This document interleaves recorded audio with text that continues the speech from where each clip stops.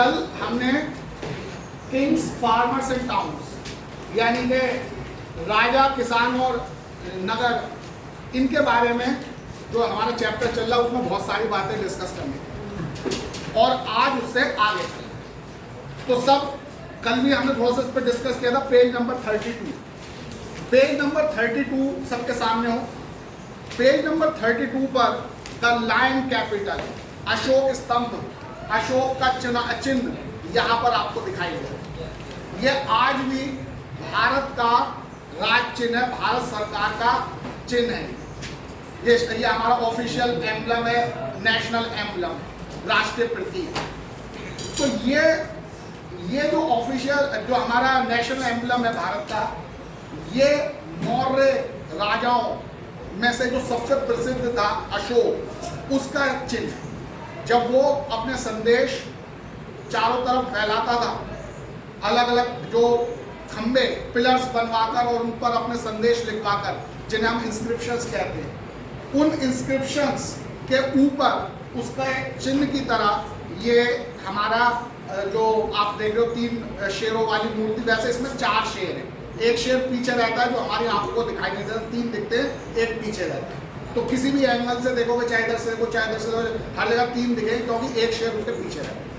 तो ये हमारा नेशनल एम्बलम है और इस नेशनल एम्बलम को हमने लिया है अशोक से। तो अब ये जानना बड़ा इंटरेस्टिंग होगा कि आखिर अशोक कौन था और वो इतना प्रसिद्ध क्यों हुआ इतिहास में। तो इसके लिए हमने लास्ट क्लास में जैसा डिस्कस किया था कि मगध सबसे ज़्यादा शक्तिशाली महाजनपद बन गया और उसके कई सारे कारण बताए। जैसे मैं एक कारण पूछूंगा इससे, सूरज चंद्र से खड़ा हो जाए। सूरज चंद्र, मगध के शक्तिशाली बनने का हमने कई कारण बोर्ड पर भी लिखवाए थे, समझाए भी थे। तो एक कारण बता दे क्यों बना था मगध सबसे ज्यादा शक्तिशाली। निखिल पाल, हाँ दोनों ने बात सही बताया। इसने कहा कि वहां पर उपजाऊ जमीन थी, खेती अच्छी होती थी, जिससे बहुत सारा अनाज और उत्पादन होता था। राजा को भी ज्यादा टैक्स मिल जाता था, जिससे वो समृद्ध होता चला गया। और इसने बताया सिलेक्शन ऑफ कैपिटल, कि उन्होंने जानबूझ कर अपनी कैपिटल इस तरह से सिलेक्ट की। पहले राजगृह थी, फिर उसके बाद पाटलिपुत्र हुई। वो इस तरह से सिलेक्टेड कैपिटल थी कि वो सुरक्षित थी, उन पर भारी आक्रमण नहीं हो पाता था, इसलिए वो शक्तिशाली साम्राज्य बनता चला। तो इसी के बारे में अब हम आगे बढ़ रहे थे। जब हमारा मगध सबसे ज्यादा शक्तिशाली हो गया तो फिर वो एक महाजन पद से ऊपर उठकर एक एम्पायर बन गया। यानी हमारा जो मगध था पहले तो क्या था, एक महाजन पद था। पहले तो एक महाजन पद था। वो ये नोट करते हैं, साथ साथ में कॉपी बनाया करो, आज की डेट डाल दिया करो, क्लास वर्क लिखा करो। तो पहले तो एक महाजन पद था वो, लेकिन जब वो इतना ज्यादा शक्तिशाली हो गया मगध, तो वो एक साम्राज्य, एक एम्पायर में कन्वर्ट हो गया। एक साम्राज्य यानी एक एम्पायर में कन्वर्ट हो। और महाजन पद और साम्राज्य, इनका अंतर हमने पहले भी बताया हुआ है। महाजन पद की तुलना में साम्राज्य एक बड़ी भौगोलिक इकाई होती है, यानी उसमें बहुत बड़ा क्षेत्र होता है। और महाजन पद में आमतौर पर यूनिफॉर्मिटी पाई जाती है, एक ही तरह की भाषा, एक ही तरह की संस्कृति के लोग साथ साथ रहते हैं, वो महाजन पद होता है। लेकिन एम्पायर इतना बड़ा होता है कि उसमें अलग अलग संस्कृतियों, अलग अलग कल्चर के लोग, अलग अलग भाषाओं को बोलने वाले लोग सब एक साथ एक ही साम्राज्य के अंतर्गत रहते हैं। तो एम्पायर जो है वो ज़्यादा विभेदीकृत होता है, डाइवर्सिफाइड होता है। उसमें अलग अलग कल्चर के, अलग अलग संस्कृति के, अलग अलग भाषा बोलने वाले लोग होते हैं। जबकि महाजन पद एक उसके तुलना में, साम्राज्य की तुलना में छोटा भौगोलिक इकाई होता है और उसमें आमतौर पर एक ही भाषा, एक ही संस्कृति के लोग इकट्ठे रहते हैं। हमने महाजन पदों के बारे में पढ़ा था। लक्ष्मी, कुछ महाजन पदों के नाम बताओ।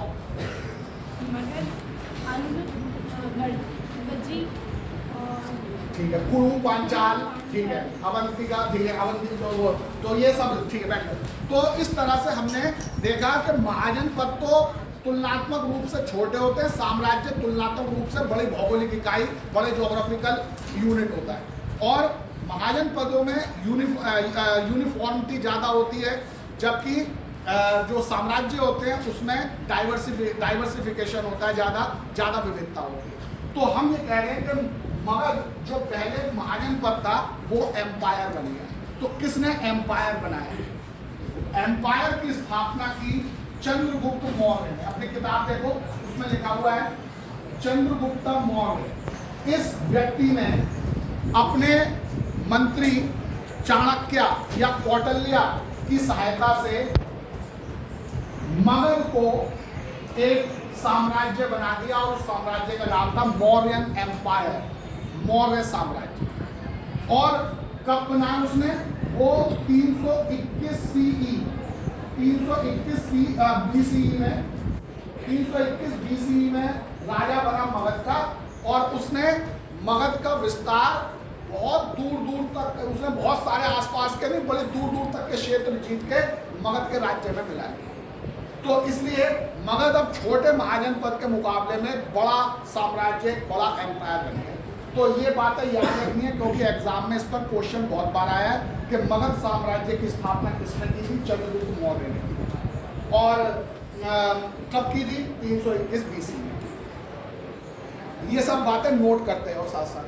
तो चंद्रगुप्त मौर्य के बाद उसका बेटा जो था वो बिंदुसार, वो राजा बना।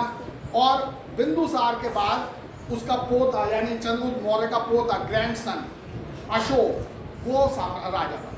और जब अशोक राजा, जब सम्राट बना, जब एम्परर बना, तो वो सबसे ज़्यादा मौर्यन एम्पायर के सभी शासकों में, मौर्य वंश के सभी शासकों में सबसे ज़्यादा फेमस अशोक बना, सम्राट अशोक। और न केवल वो मौर्य साम्राज्य के सभी शासकों में सबसे ज़्यादा प्रसिद्ध बना, बल्कि अब तक भारत में जितने भी सम्राट हुए हैं, अब तक भारत में जितने भी राजा हुए हैं, उन सब में सबसे प्रसिद्ध, सबसे प्रमुख, सबसे फेमस व्यक्ति के रूप में अशोक को माना जाता है।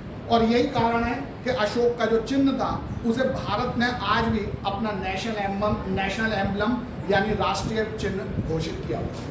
तो आखिर अशोक ने ऐसा क्या किया था जिसकी वजह से उसे इतना महत्वपूर्ण व्यक्ति माना जाता है, जिसका आज भी इतना नाम है? तो आखिर क्या कारण है कि अशोक ने ऐसा क्या किया? अशोक ने भारत की मूल आत्मा को पहचाना था और उसका प्रचार किया था। और भारत की मूल आत्मा क्या है? भारत की जो बेसिक प्रिंसिपल जो है वो क्या है? वो है सर्वधर्म समभाव। सारे भारत में अलग अलग संस्कृतियों के लोग हैं, अलग अलग भाषाओं के लोग हैं, अलग अलग खान पान के लोग हैं, अलग अलग पहनावे के लोग हैं, अलग अलग मजहबों को, अलग अलग धर्मों को मानने वाले लोग हैं।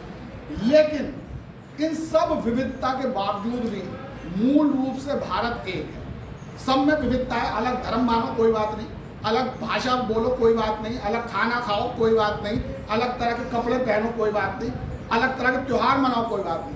लेकिन मूलतः सभी भारतीयों के मन में एक भावना होती है कि हम एक बड़े पूरे राष्ट्र के अंग हैं और हम सब एक हैं। ये मूल भावना जो भारत का बेसिक चरित्र है कि सब अलग अलग है फिर भी एक है, ये भारत की मूल आत्मा है। इसी बात को सबसे पहले अशोक ने पहचाना और उसने अपने संदेशों से पूरे भारत में ये बात फैलाई। उसने शांति की नीति अपनाई, उसने सबको मिलकर एक साथ रहने की नीति अपनाई, सबका ध्यान रखा, अपनी सारी प्रजा का, सबको बराबर मौके दिए आगे बढ़ने के, और सबका ध्यान रखा, किसी के साथ भेदभाव नहीं किया। सबके भाई तुम कोई भी धर्म मानो, कोई प्रॉब्लम नहीं है, बस ये है कि अपना धर्म तो मानो, अपने धर्म को अच्छा कहो, बहुत अच्छी बात है, लेकिन दूसरे के धर्म को भी बुरा मत कहो। ये बात अशोक ने बताई। दूसरे के धर्म का भी आदर करो, ये बात अशोक ने बताई। दूसरों, अपने माता पिता का सम्मान करो, अपने गुरुओं का सम्मान करो, अपने नौकर के साथ अच्छा व्यवहार करो, अपने जो पशु पक्षियों का भी ध्यान रखो। ये सब बातें अशोक ने बताई उस समय, आज से 2500 साल से लगभग पहले, और उसी की मूल बातों पर भारत आज भी चल रहा है। तो ये जो अशोक बोल रहा था वो वास्तव में भारत की अपनी आवाज़ थी, जो अशोक के कंठ से निकल रही थी, लेकिन वो भारत की मूल आत्मा की आवाज थी कि भारत सबका है, सब मिलजुल कर भारत में रहेंगे, भारत माँ की सभी संतान हैं। तुम धर्म कोई भी अपना लो, तुम भाषा कोई भी बोलो, तुम पूजा किसी भी तरीके से करो, खाना कुछ भी खाओ, कोई भी कपड़े पहनो, लेकिन मूल रूप से सभी भारतीयों सब एक हैं। ये बात अशोक ने उस समय आज से 2500 साल पहले बतानी शुरू की, और वही जो भारत का मूल चरित्र है वो आज तक बना हुआ है। आज भी अलग अलग समय पर भारत में अनेक महापुरुष हैं जो कि इसी बात को बार बार कहते हैं। अशोक के बाद जो हम देखते हैं समुद्रगुप्त आए, बड़े बड़े सम्राटों के नाम बता रहा हूँ, वैसे तो बीच में बहुत सारे आए। समुद्रगुप्त आए, हर्ष आए, इसके बाद अकबर आए, उसके बाद महात्मा गांधी आए, और अब वर्तमान में प्रधानमंत्री नरेंद्र मोदी। सबका सबकी वही थॉट है, सबका वही का वही विचार है कि सब अलग अलग भले ही हों, अलग अलग धर्म के हों, अलग अलग भाषाओं के हों, अलग अलग संस्कृति को सब हों, लेकिन हम सब हैं भारतीय, एक ही परिवार के सदस्य। तो जितना भी जो भी महान नेता भारत का हुआ है, चाहे वो अशोक हो, चाहे समुद्रगुप्त हो, चाहे अकबर हो, चाहे महात्मा गांधी हो, चाहे इस समय के प्रधानमंत्री नरेंद्र मोदी हो, कोई भी जो महान नेता हुआ है, उन महान नेताओं का, और जवाहरलाल नेहरू हो, तो जो भी महान नेता हुआ है उसका एक ही संदेश रहा है कि सब मिलकर भारत में रहेंगे, भारत सबका है, और अलग अलग विविधता होने से कोई फर्क नहीं पड़ता। कोई हिंदू है, कोई मुसलमान है, तो इसका मतलब ये नहीं कि वो दुश्मन है, वो अलग अलग है। भाई उनकी पूजा करने का तरीका अलग है, इनका पूजा करने का तरीका अलग है, लेकिन है तो सब भारतीय। तो इसलिए भारत सरकार की या दिल्ली सरकार की किसी भी योजना में किसी के साथ भेदभाव नहीं होता है, सबको बराबर का मौका दिया जाता है। तो इसलिए ये जो भारत का मूल चरित्र है, ये सबसे पहले किसने बताया? अशोक। इसलिए अशोक का आज तक इतना नाम है, और उसके चिन्ह को आज भी भारत के नेशनल एम्ब्लम के रूप में प्रयोग किया है। तो अब हम ये देख लिया कि मगध जो था वो 321 बीसी में एक महाजन पद से ऊपर उठकर एक एम्पायर बन गया, और इसकी स्थापना की चंद्रगुप्त मौर्य 321 बीसी। अब उसके बाद हम देखते हैं कि इस मौर्य साम्राज्य, जो मौर्य एम्पायर था, इसका भौगोलिक विस्तार क्या है? तो हेडिंग डाल लो, geographical expansion of Mauryan empire, Maurya साम्राज्य का भौगोलिक विस्तार। Geographical expansion of Mauryan empire, Maurya साम्राज्य का भौगोलिक विस्तार, यानी ये कहां से कहां तक फैला हुआ था मौर्य साम्राज्य, ये कहां से कहां तक फैला था मौर्य साम्राज्य। तो ये मौर्य साम्राज्य हम देखते हैं कि ये फैला था अफगानिस्तान तक, वेस्ट में, पश्चिम में इसका अफगानिस्तान पर भी शासन था, और जो आज का पाकिस्तान है उस पर भी इसका मौर्य साम्राज्य का शासन था। बलूचिस्तान, अफगानिस्तान, बलूचिस्तान, यानी बिल्कुल वेस्ट से लेकर, और इधर ईस्ट आते हैं तो ईस्ट में उड़ीसा, जिसे उस समय कलिंग कहते थे, कलिंग को अशोक ने जीता, और इस तरह से मौर्य साम्राज्य का इतना लंबा चौड़ा विस्तार कर दिया कि अफगानिस्तान से लेकर उड़ीसा तक वेस्ट से ईस्ट तक फैला हुआ। और नॉर्थ में हम देखते हैं कि कश्मीर तक भी फैला हुआ था, तक्षशिला जो इस समय पाकिस्तान में, वहां से लेकर दक्षिण में कर्नाटक तक भी मौर्य साम्राज्य फैला हुआ। तो काफी बड़े भौगोलिक विस्तार, काफी बड़े जो हिस्सा था भारत का, भारतीय उपमहाद्वीप का, उस तक फैला हुआ। तो इसलिए इसे साम्राज्य कहते हैं। ये एम्पायर है क्योंकि ये इतनी दूर दूर तक फैला हुआ। महाजनपद तो छोटा होता है और एम्पायर बहुत बड़ा होता है, जैसा कि हम देख रहे हैं कि अफगानिस्तान से लेकर कलिंग तक यानी उड़ीसा तक, और उधर कश्मीर से लेकर इधर कर्नाटक तक, इतने बड़े क्षेत्र पर मौर्यों का शासन चलता है।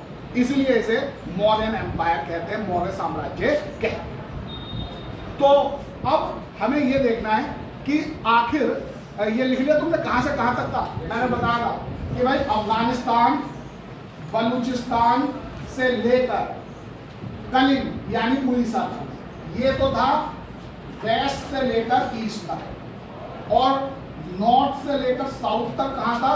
कश्मीर से लेकर कर्नाटक। ये नोट कर लो, कश्मीर से लेकर कर्नाटक। तो इस तरह से हमने उसके भौगोलिक विस्तार भी बता दिया कि भाई ये कहां से कहां तक फैला हुआ था। अब सवाल ये है कि हमें कैसे पता चला, सवाल ये है कि हमें कैसे पता चला कि ये यहां से यहां तक फैला हुआ था। यानी मौर्य साम्राज्य के बारे में हमें कहां से पता चलता है, कौन से हिस्टोरिकल सोर्सेज हैं जिनसे हम ये जान पाते हैं कि हमारा मौर्य साम्राज्य कहां से कहां तक फैला हुआ, तो वो देखना है हमें कौन से हिस्टोरिकल सोर्सेज। और इसका मतलब ये हुआ कि हम भारतीयों को इस बात का अपने मन में ये हमेशा बिठा कर रखना चाहिए, अब भारतीयों को अपने मन में ये हमेशा बिठा कर रखना चाहिए कि हमारा जो देश है वो अफगानिस्तान तक था। अफगानिस्तान भी हमारा ही है, पाकिस्तान भी हमारा ही है, बांग्लादेश भी हमारा ही है, नेपाल भी हमारा ही है। ये सारा जो भारतीय उपमहाद्वीप है ये सब हमारा ही पूरा परिवार था, जो आज छोटे टुकड़ों में बढ़ गया। तो इस अखंड भारत, इसे कहते थे अखंड भारत, जो बिना टूटा भारत है। तो अफगानिस्तान से लेकर इधर उड़ीसा तक, उधर जो नेपाल से लेकर दक्षिण तक सारा, ये सब भारत एक ही था जो अब छोटे हिस्सों में टूट गया।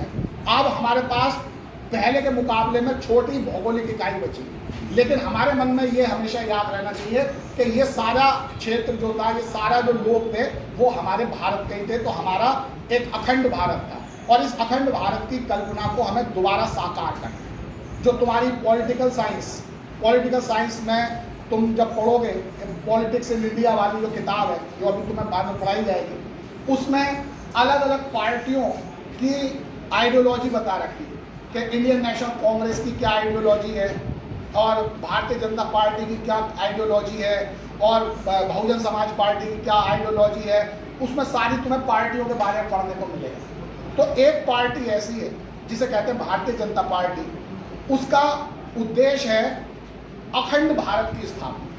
यानी जो पहले हमारे सब हिस्से थे, अफगानिस्तान, पाकिस्तान, बांग्लादेश, नेपाल, इन सबको दोबारा से मिलाकर हम एक बड़ा भारत एक ना एक दिन हम अवश्य बनाएंगे। तो अखंड भारत की स्थापना की जो मुख्य उद्देश्य है वो भारतीय जनता पार्टी, और इसीलिए भारतीय जनता पार्टी का जो आइडियोलॉजी है उसे कहते हैं कल्चरल नेशनलिज्म, सांस्कृतिक राष्ट्रवाद। यानी भारतीय जनता पार्टी ये कहती है कि भारत के भौगोलिक टुकड़े भले ही अलग अलग हो गए, लेकिन संस्कृति, कल्चर जो है वो अभी तक इन सारी जगह पर वो एक सही। पाकिस्तान में भी जो वहाँ की भाषा है, खान पान है, रीति रिवाज है, वो सब हमारे जैसे ही तो है। कल्चर तो वही है, भले बीच में हमने लाइन खींच दी, बॉर्डर बना दिया, लेकिन कल्चर वही है। तो हम भूगोल के आधार पर राष्ट्र को ना देखें, हम कल्चर के आधार पर, संस्कृति के आधार पर राष्ट्र को देखें, और इस तरह से पूरे बड़े भारत का निर्माण करें। इसे कहते हैं अखंड भारत, और इसे कहते हैं कल्चरल नेशनलिज्म। ये तुम्हें पॉलिटिकल साइंस में पढ़ने को मिलेगा। तो हम उसी बारे में बात यहाँ पर कर रहे हैं कि ये अखंड भारत की अवधारणा भारतीय जनता पार्टी को आई कैसे। इसी अशोक के शासन में, मौर्य के शासन में, कि मौर्य समय में हमारा सारा शासन, हमारा सारा भारत कितना लंबा चौड़ा था, बाद में टूट गया, लेकिन ये सब हम भारत ही थे। तो इसलिए इन सबको दोबारा से मिला के एक बड़ा भारत बनाना है, इसे कहते हैं अखंड। तो अब हम बात करेंगे बहुत ही इंपॉर्टेंट क्वेश्चन की, एग्जाम में बहुत बार आता है कि मौर्य साम्राज्य के इतिहास को जानने के स्रोत कौन से। मैं बार बार आपको ये बात बताता रहता हूँ, मैं बार बार आपको ये समझाता रहता हूँ कि जो इतिहासकार और उपन्यासकार में अंतर होता है। उपन्यासकार तो अपनी कल्पना से कोई भी कहानी लिख सकता है, लेकिन इतिहासकार जो भी लिखेगा उसके लिए उसके सामने सबूत होने चाहिए, उसके पास कुछ एविडेंस होने चाहिए जिनका प्रयोग करके वो इतिहास लिखे। तो इसलिए जब भी कोई चैप्टर पढ़ा जाता है, जब भी कोई किसी खंड का इतिहास पढ़ा जाता है, तो उसके लिए हमें सोर्स ढूंढने पड़ते हैं कि कहाँ से इसकी जानकारी मिलेगी। तो ऐसे ही एग्जाम में क्वेश्चन आता है कि मौर्य साम्राज्य का इतिहास जानने के लिए कौन से स्रोत उपलब्ध है।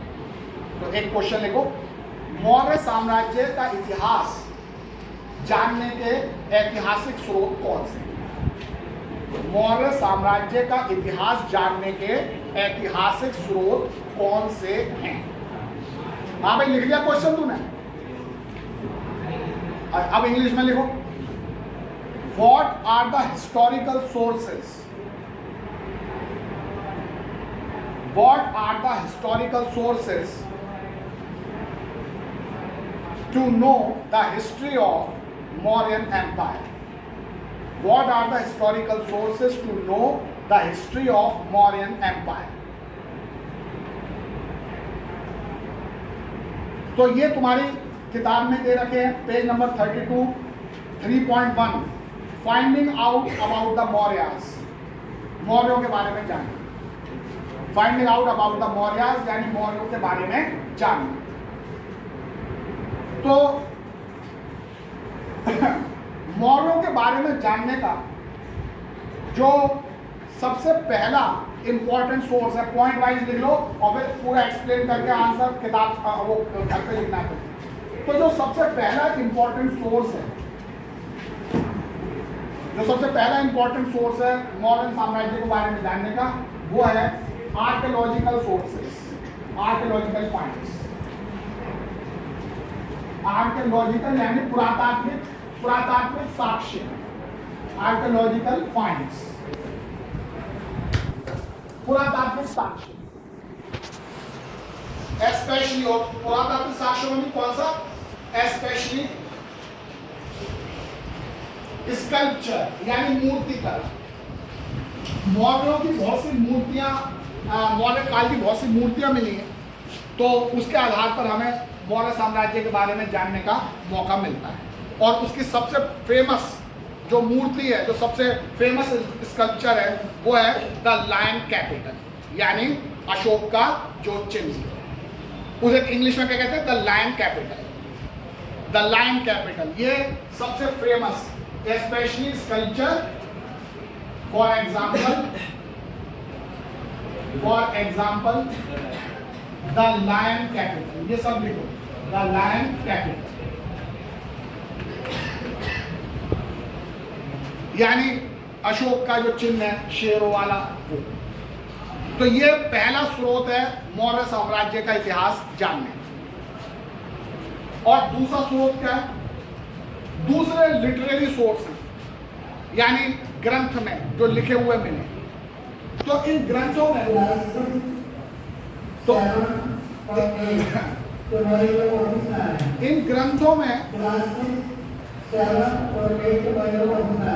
इन ग्रंथों में दो फिल्म, यानी अब ये तो है आर्कियोलॉजिकल सोर्सेस, अब है लिटरेरी सोर्सेस। लिटरेरी यानी ग्रंथीय स्रोत, लिटरेरी सोर्सेस। तो लिटरेरी सोर्सेस में तीन बड़े इंपॉर्टेंट हैं। लिटरेरी सोर्सेज में, ग्रंथीय स्रोतों में तीन बहुत महत्वपूर्ण स्रोत हैं। उनमें से एक है अकाउंट्स ऑफ मेगास्थनीज, यानी मेगास्थनीज के द्वारा लिखी गई किताब। मेगास्थनीज कौन था? वो एक ग्रीक, एक यूनानी एम्बेसडर था जो चंद्रगुप्त के दरबार में रहता था। और उसने उस समय जो उसको वो दिखता था कि भारत में क्या हो रहा है, वो उसको अपनी किताब में लिखता रहता था। उसकी किताब का नाम था इंडिका। हालांकि अब वो मूल किताब उपलब्ध नहीं है, लेकिन दूसरे लेखकों ने जो उसकी किताब पढ़ी थी, तो उसकी किताब के बारे में लिखा कि मेगास्थनीज ने इंडिका में ये लिखा। तो अलग अलग टुकड़े तोड़कर हम ये अनुमान लगा पाते हैं कि मेगास्थनीज ने अपनी किताब इंडिका में क्या लिखा। अब मूल इंडिका उपलब्ध नहीं है, वो तो खो गई, नष्ट हो गई, लेकिन उसकी किताब को उस समय पढ़कर जो दूसरे लेखकों ने उसके बारे में लिखा, उस किताब के बारे में, उससे हमें कुछ अंदाजा हो पाता है कि इंडिका में क्या क्या लिखा, और उससे हमें मौर्य साम्राज्य के बारे में पता चलता है। तो जो पहला लिटरेरी सोर्स है वो है अकाउंट्स ऑफ मेगास्थनीज, और ब्रैकेट में लिख लो इंडिका। उसकी किताब का नाम है इंडिका। तो इंडिका किताब है मेगास्थनीज की। उस किताब से हमें पता चलता है कि मौर्य साम्राज्य में क्या क्या होता है। दूसरा लिटरेरी सोर्स जो है दूसरा लिटरेरी सोर्स जो हमारा वो है जिसे हम कहते हैं अर्थशास्त्र। अर्थशास्त्र ये बहुत प्रसिद्ध ग्रंथ है और इसकी रचना का कुछ हिस्सा किया, मतलब इसका कुछ हिस्सा लिखा था जो चंद्रगुप्त मौर्य का प्रसिद्ध मंत्री था चाणक्य या कौटिल्य। चाणक्य और कौटिल्य एक ही व्यक्ति के दो नाम है, चाणक्य भी कहते कौटिल्य भी कहते। तो चाणक्य और कौटिल्य ने अर्थशास्त्र किताब लिखी थी और उस अर्थशास्त्र किताब से भी हमें मौर्य साम्राज्य के बारे में बहुत कुछ जानकारी सीखने को मिलता है। और इसके अलावा फिर ये दोनों जो अकाउंट थे, ये दोनों जो बातें थी, ये तो उस समय यानी चंद्रगुप्त के समय जो व्यक्ति मौजूद थे उन्होंने जो देखा वो किताब उन्होंने लिखी है। ये दोनों तो वही है कि जो उस समय हो रहा था सामने, जो अपनी आंखों से देख रहे थे उससे लिखा इन दोनों किताब। लेकिन फिर बाद में चलकर और भी बहुत सारी रचनाएं हुई हैं, पाली में भी हुई है, संस्कृत में भी हुई है, और जो बुद्ध और जैन टेक्स्ट हैं, संस्कृत टेक्स्ट हैं, बाद में चलकर जो लिखे गए हैं उनसे भी हमें मौर्य साम्राज्य के बारे में पता चलता है। तो यानी जो तीसरा लिटरेरी सोर्स है वो है बुद्धिस्ट, जैना एंड पुराणिक लिटरेचर। बुद्धिस्ट, जैना एंड पौराणिक लिटरेचर, यानी बुद्ध ग्रंथ, जैन ग्रंथ और पौराणिक ग्रंथ, पौराणिक लिटरेचर। तो ये सब लिटरेरी सोर्स हैं, ये सब लिटरेरी सोर्स हैं। लिख रहा है इतना तो नोट करता। तो ये सब लिटरेरी सोर्स हैं जो कि मौर्य साम्राज्य के बारे में जिनको पढ़ के हमें मौर्य साम्राज्य के बारे में पता चलता है। तो कौन कौन से हो गए? अकाउंट्स ऑफ मेगास्थनीज जिसे इंडिका कहते थे, अर्थशास्त्र जिसे चाणक्य या कौटिल्य ने मुख्य रूप से लिखा था, और फिर बाद में चलकर लिखे गए बुद्ध, जैन और पौराणिक ग्रंथ। इन सबको पढ़ने से हमें पता चलता है वो के मौर्य साम्राज्य के बारे में कि उसका साम्राज्य कैसा था, उसमें प्रशासन कैसे चलता था, उसमें संस्कृति क्या थी, उसमें क्या क्या होता था। ये सब बातें हमें इन चीज़ों को पढ़ने से मिलती हैं। इसके अलावा एक बहुत ही महत्वपूर्ण जो सोर्स है, तीसरा सोर्स जो है मौर्य साम्राज्य के बारे में जानने का, वो है तीसरा इंपॉर्टेंट सोर्स जो मौर्य साम्राज्य को जानने का है, वो है अशोकन इंस्क्रिप्शंस, यानी अशोक के अभिलेख। अशोकन इंस्क्रिप्शंस, अशोक के अभिलेख। अशोक अभिलेख के बारे में हमने पहले भी बताया था। अभिलेख या तो किसी चट्टान पर या किसी धातु की प्लेट पर या कोई विशेष खंबा, स्तंभ बना के, पिलर बनाकर उन पर अपने शब्दों को उकेर दिया जाए तो उसे इंस्क्रिप्शन या अभिलेख कहते हैं। अशोक सबसे पहला सम्राट था जिसने अपने मन की बात अपनी जनता तक पहुंचाने के लिए इंस्क्रिप्शंस का इस्तेमाल किया। वो जो सोचता था और चाहता था कि मेरी प्रजा ऐसे काम करे, मेरे अधिकारी ऐसे काम करे, उन बातों को वो उन अभिलेखों पर, इंस्क्रिप्शंस पर लिखवा देता और उन इंस्क्रिप्शंस को जगह जगह स्थापित कर देता था। राजमार्गों पे, हाईवेज पर, चौराहों पर, किसी सराय के पास, ऐसी जगह जहां लोग आते जाते हैं, ताकि आते जाते लोग उनको पढ़ सकें और समझ सकें कि सम्राट उनसे क्या चाह रहा है, सम्राट का संदेश क्या है। तो ये बात अशोक ने शुरू की थी अपने मन की बात लोगों तक पहुंचाने के लिए, और इसके लिए उसने इंस्क्रिप्शंस का सहारा लिया। उन इंस्क्रिप्शंस को पढ़ के हमें मौर्य साम्राज्य के बारे में बहुत कुछ पता चला। और आज के जो प्रधानमंत्री मोदी है वो भी मन की बात करते हैं, और वो हर रविवार, हर महीने के आखिरी रविवार को मन की बात का कार्यक्रम रेडियो से जारी करते हैं, जिसे पूरे भारत के लोग सुनते हैं। तो जो उनके मन में होता है लोगों के, भाई भारत के लोगों से बात करने के लिए वो जो कहना चाहते हैं, वो रेडियो से हर महीने के आखिरी रविवार को मन की बात का कार्यक्रम प्रसारित होता है। तो ये तो आज क्योंकि रेडियो है, टेलीविजन है, तो आज के प्रधानमंत्री को अपने मन की बात लोगों तक पहुंचाना आसान है। लेकिन उस समय कोई रेडियो टेलीविजन तो था नहीं, लेकिन फिर भी अशोक ने एक ऐसी युक्ति, एक ऐसी डिवाइस निकाली थी कि वो अपने मन की बात लोगों तक पहुंचा सके। और वो युक्ति क्या थी? उसके इंस्क्रिप्शंस, उसके अभिलेख। और ये अभिलेख पूरे भारत, ये अभिलेख जो है वो पूरे भारत में फैले हमें मिले। तो इससे पता चलता है कि मौर्य साम्राज्य का विस्तार कहाँ कहाँ था। जहाँ जहाँ तक उसके अभिलेख मिले, इसका मतलब वो सब उसके राज्य के अंतर्गत। तो हमें ये अभिलेख मिले अफगानिस्तान में भी मिले, जो आज का पाकिस्तान है, बलूचिस्तान है, वहाँ भी मिले, भारत के बहुत बड़े हिस्से में मिले, उड़ीसा तक सब मिले, नीचे दक्षिण में कर्नाटक तक मिले। तो इससे पता चलता है कि उसका साम्राज्य यहाँ तक सारी जगह फैला हुआ है। तो इस तरह से इंस्क्रिप्शन भी हमें उसके ज्योग्राफिकल यूनिट को पता लगाने का लिए एक माध्यम है कि जहाँ जहाँ इंस्क्रिप्शन मिले, इसका मतलब ये सब मौर्य साम्राज्य का ही अंग है। तो इस तरह से हमने देखा कि ये सब हमारे जो स्रोत है मौर्य साम्राज्य के बारे में पता लगाने। तो क्वेश्चन तो लिख लिया था। अब हम एक बहुत ही महत्वपूर्ण क्वेश्चन पे आए, और वो है धम्मा ऑफ अशोक, यानी अशोक का धम्म। वैसे तो संस्कृत भाषा में तो इसका जो शुद्ध रूप होगा वो कहलाएगा धर्म कहते हैं, लेकिन पाली और प्राकृत भाषा जो अपभ्रंश होती थी, तो इसलिए धर्म को वो कहते थे धम्म, और इंग्लिश में कहते हैं धम्मा।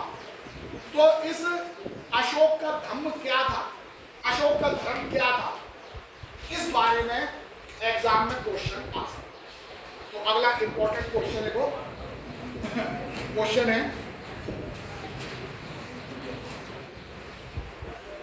अशोक के धम्म की प्रमुख बातों की व्याख्या कीजिए। Explain the main teachings of Ashoka's dhamma. Ashoka के धम्म की प्रमुख बातों की व्याख्या कीजिए। Explain the main teachings of Ashoka's धम्मा।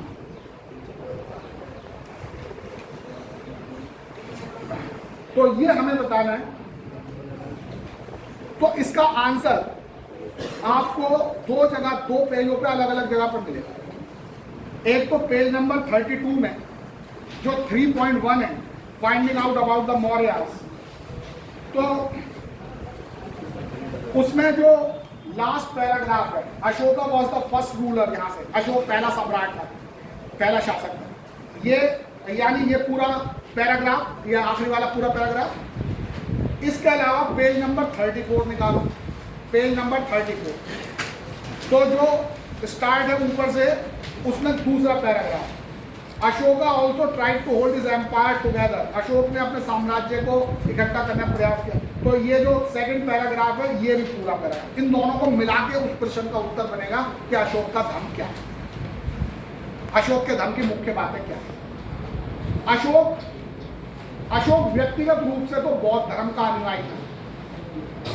पहले तो वो सनातनी था, वैदिक धर्म को मानता था, लेकिन कलिंग युद्ध में, कलिंग यानी वो उड़ीसा, क्योंकि उसके दादा ने और उसके पापा ने भारत का बहुत बड़ा हिस्सा तो जीत लिया, लेकिन कलिंग मौर्य साम्राज्य का अंग नहीं था। और उत्तर से दक्षिण जो व्यापारियों के काफिले जाते थे, वो कलिंग से होके जाते थे। तो उसके व्यापारी, अशोक के राज्य के व्यापारी उससे कहते रहते थे कि जी कलिंग के राज्य से होकर हमें निकलना पड़ता है, हमें टैक्स देना पड़ता है, वहाँ हमें परेशानी होती है, आप इस कलिंग को भी अपने साम्राज्य में मिला लो ताकि हमें आना जाना आसान हो जाए, हमारा व्यापार आसान हो जाए। तो अपने जो व्यापारियों के कहने से और अपने राज्य को बढ़ाने की इच्छा से भी अशोक ने कलिंग पर यानी उड़ीसा पर बड़ा भयानक हमला कर दिया। अशोक ने बहुत ही भयानक हमला कर दिया। तो इस भयानक हमले में भीषण रक्तपात हुआ, वह ब्लड शेड यानी बहुत खून बहा, हजारों लाखों लोग मारे गए, कितने ही लोग घायल हो गए, कितने ही लोग बच्चों के पिता नहीं रहे, कितनी स्त्रियां विधवा हो गई, कितने ही भाई बहनों के भाई खत्म हो गए, कितनों माता पिता बच्चे खत्म हो गए, और बहुत बुरी हालत थी। अशोक ने कलिंग युद्ध जीत तो लिया, लेकिन जब वो वहां का दौरा करने गया कि देखो हमने क्या जीता, तो उसने चारों तरफ लाशें ही लाशें, घायल लोग, रोते चिल्लाते लोग, सारी जो घर जला दिए गए, फसलें नष्ट हो गई, ऐसी भयंकर तबाही बर्बादी जब उसने देखी तो अशोक का मन जो है वो बड़ा दुखी और उदास हो। उसने कहा ये किस बात की जीत है, ये कैसी जीत है, इस जीत में कितने लाखों लोग मारे गए, हजारों लोग मारे गए, घायल हो गए, इतना बुरा हाल हो गया, ऐसी जीत का क्या फायदा। और उसका मन बहुत दुखी रहा और फिर वो शांति की तलाश में भटकता हुआ उसने फिर भगवान बुद्ध का जो बौद्ध धर्म है उसे अपना लिया, उससे उसे शांति मिली। और जब उसको शांति मिली तो उसने अपने इस बौद्ध धर्म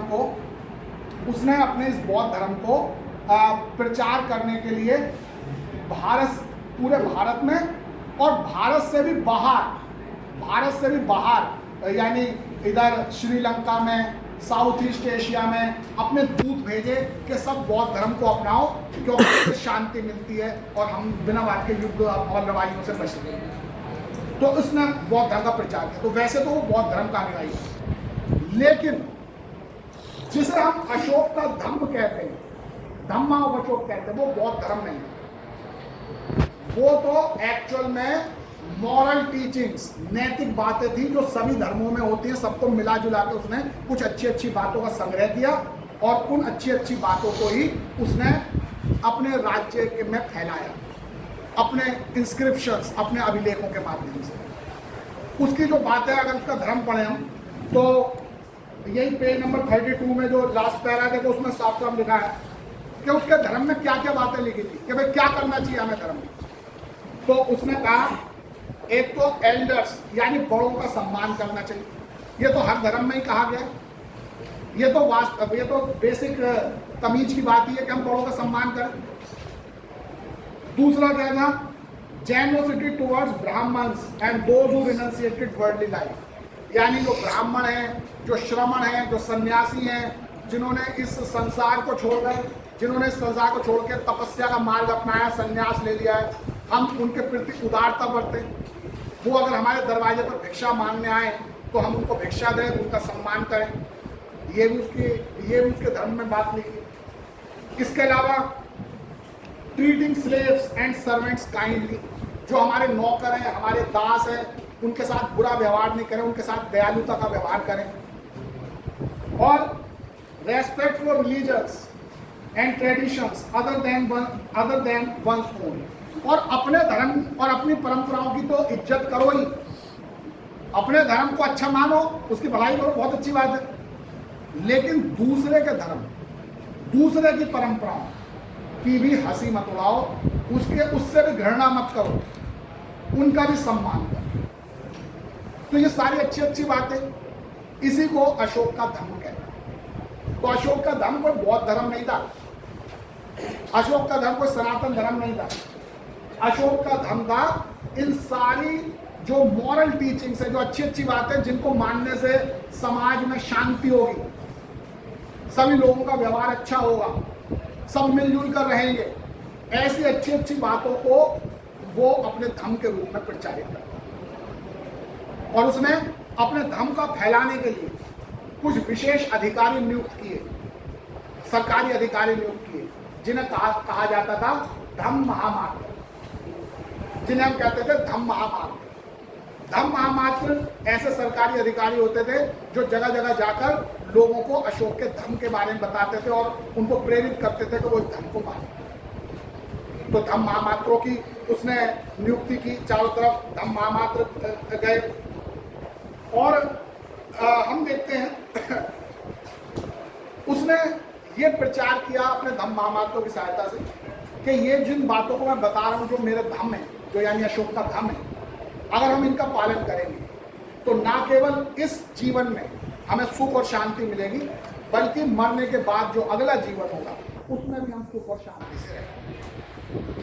तो अब इस बात पर हम थोड़ा सा इस बात पर फोकस कर सकते हैं, इस बात को हम ध्यान दे सकते हैं कि जो अशोक का धम्म था वो वास्तव में नैतिक बातें, मॉरल टीचिंग्स तो ठीक थी, मॉरल थॉट्स तो नहीं थे, लेकिन वो एक बहुत बड़े एम्परर का एक पॉलिटिकल विजडम भी था, उसका एक राजनीतिक समझदारी भी थी। अशोक जानता था कि इतने बड़े भारत जिसमें अलग अलग मतों को मानने वाले, अलग अलग संस्कृतियों का पालन करने वाले, अलग अलग भाषाओं को मानने वाले, अलग अलग परंपराओं को मानने वाले लोग रहते हैं, तो इन सबको एक साथ रखकर ही मैं अपना साम्राज्य अच्छे ढंग से चला। और इन सबको एक साथ कैसे रखा जाएगा, कैसे रखा जा सकता है? दो तरीकों से रखा जा सकता है। एक तो ताकत का प्रयोग करके, अपनी मिलिट्री के द्वारा। तो उसने मिलिट्री भी अच्छी खासी बना रखी थी, ताकत के बल पर भी उसने पूरे देश को एक कर रखा था।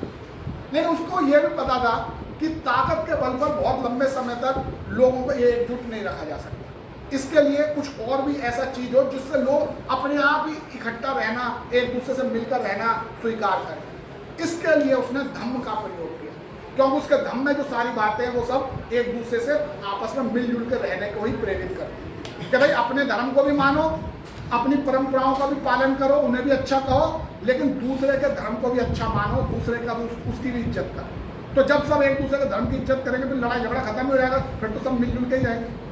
तो इसलिए अशोक ने अपने साम्राज्य को एकजुट रखने के लिए दो तरीके अपनाए। एक ताकत के बल पर अपने मिलिट्री के द्वारा, मिलिट्री भी उसने अच्छी खासी रखी हुई थी, और दूसरा धम्म का प्रचार करके, ताकि लोगों का मन खुद ही लड़ाई झगड़ों से दूर हो जाए, सब आपस में मिलजुल कर रहे, अच्छा व्यवहार।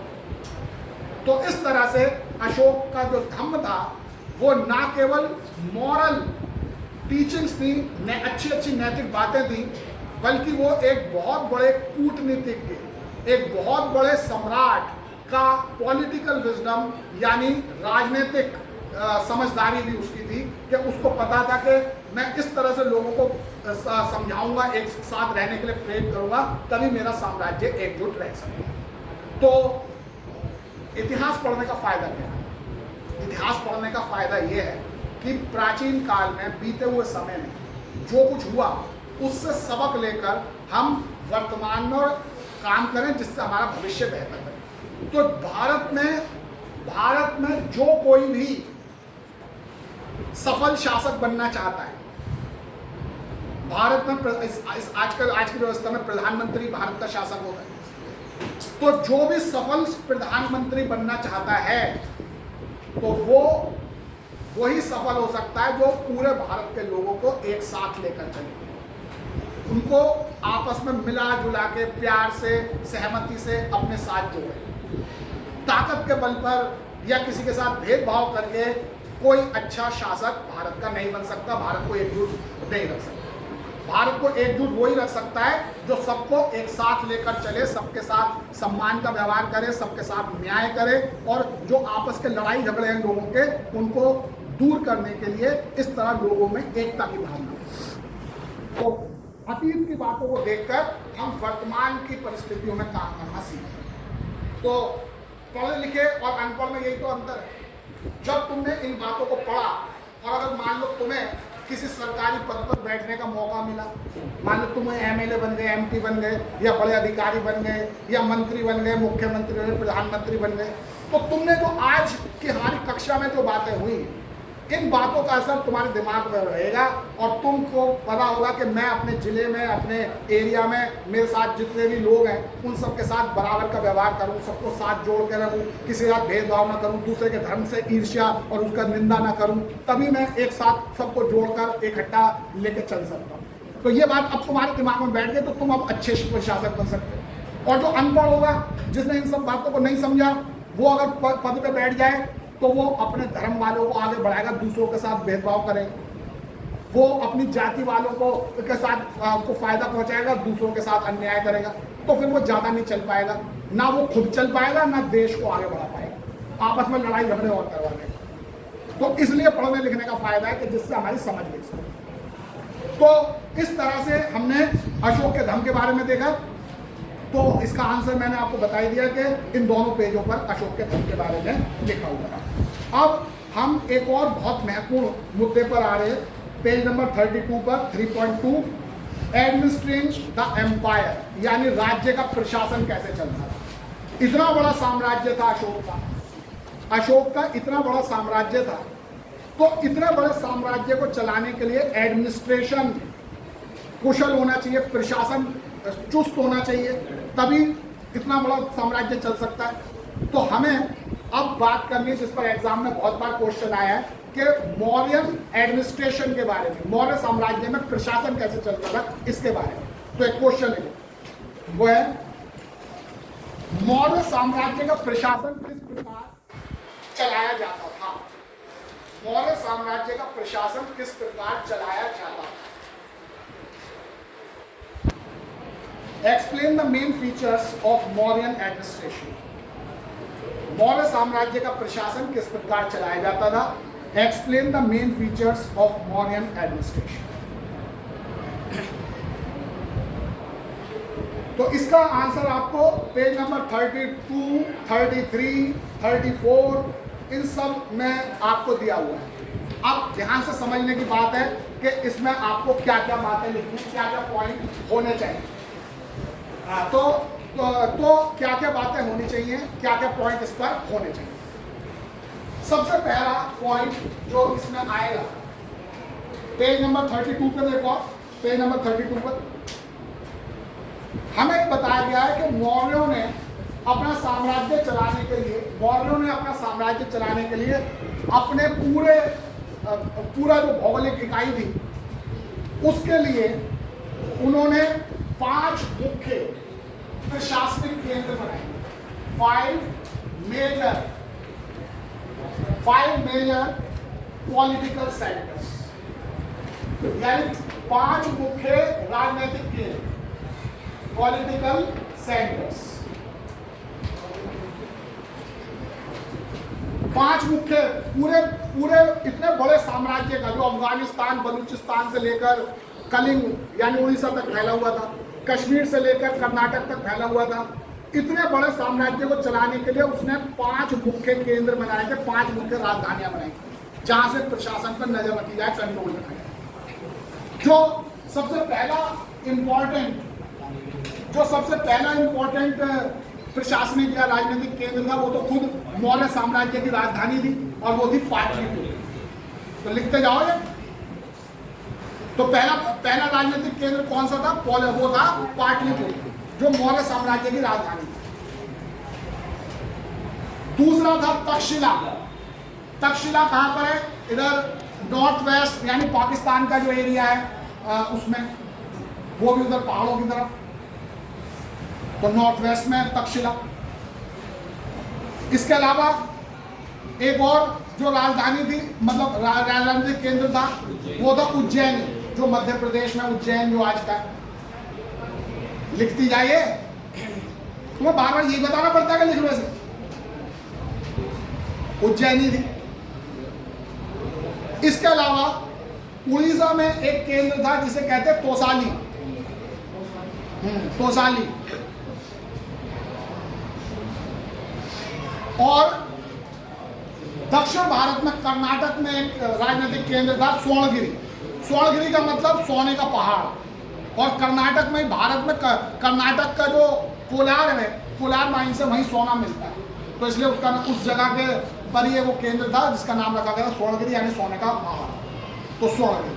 तो ये पांच मेजर पॉलिटिकल सेंटर्स थे। ये 5 मेजर पॉलिटिकल सेंटर्स थे जहां से मौर्य साम्राज्य का प्रशासन चला।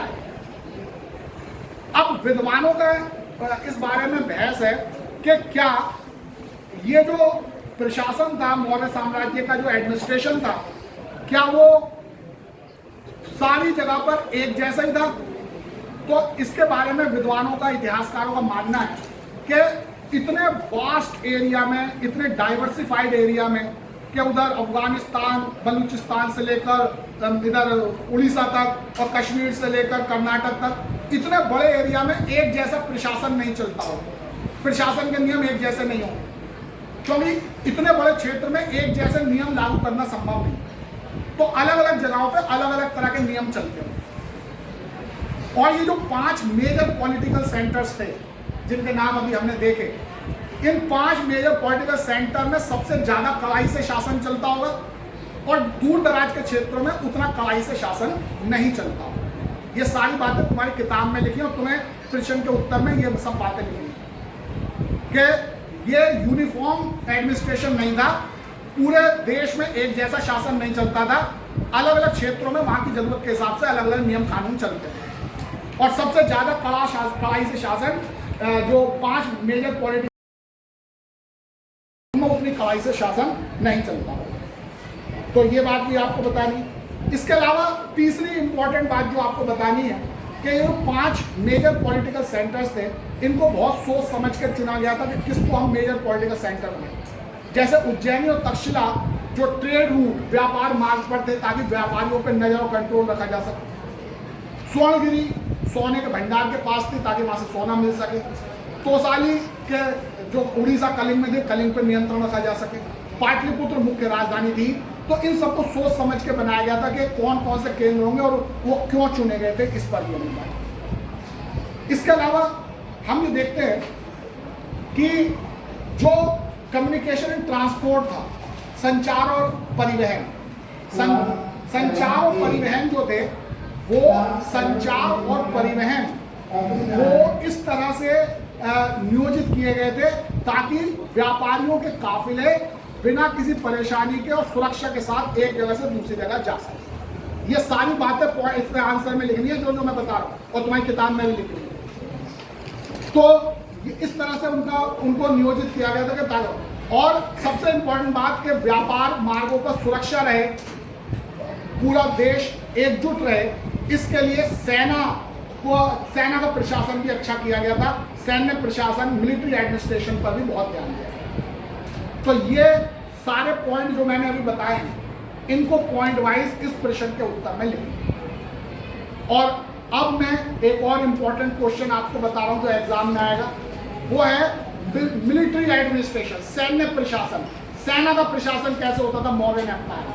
तो लिखें, मौर्य साम्राज्य में सेना का प्रशासन किस प्रकार होता था। मौर्य साम्राज्य में सेना का प्रशासन किस प्रकार होता था। Explain the military administration under Mauryan empire. लिख ले भाई, explain military administration under Mauryan empire. Maurya साम्राज्य में सेना का प्रशासन किस प्रकार होता था। तो ये कैसे होता था इसके बारे में पेज नंबर 34 पर ही लिखा हुआ उसी पैराग्राफ में। सब ध्यान से सुने इस बात को और याद रखें। सेना का प्रशासन कैसे होता था इसके बारे में मेगास्थनीज ने अपनी इंडिका में लिखा हुआ। किसमें लिखा हुआ? मेगास्थनीज ने इंडिका में लिखा है कि सेना का प्रशासन किस तरह से होता है। उसने बताया कि सेना का प्रशासन करने के लिए एक सैन्य कमेटी होती थी, यानी सैन्य समिति। हाँ भाई, क्या होती थी? यानी मिलिट्री कमेटी होती थी और सैन्य समिति होती थी। और उस मिलिट्री कमेटी के 6 सब कमेटी होती थी। ये सब लिखो फटाफट। यानी मिलिट्री एडमिनिस्ट्रेशन करने के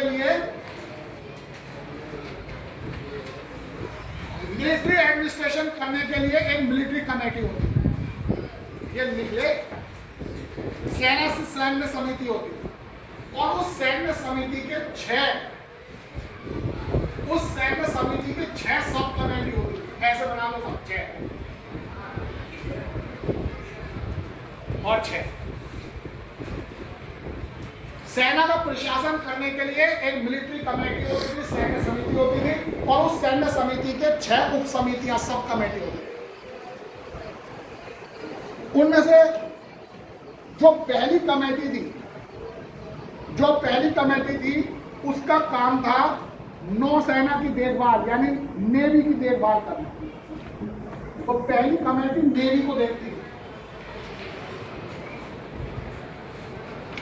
दूसरी sub committee transport and provisions को, यानी सैनिकों के आने जाने और उनकी रसद, पशुओं के चारे, इन सबको देखती थी। Transport and provision,